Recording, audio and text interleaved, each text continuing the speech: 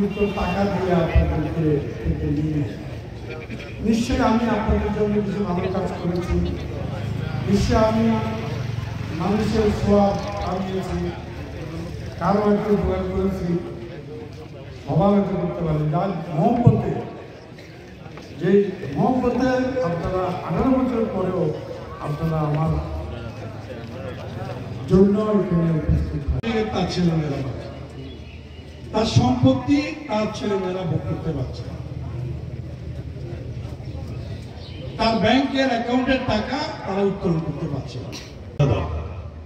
এই ইলেকশনের জন্য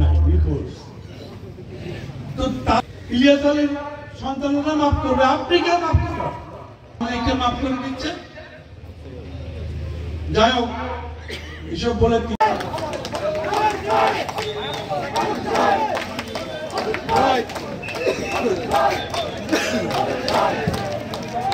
সেখানে তার নাই ব্যবসা হবে না, আসতে না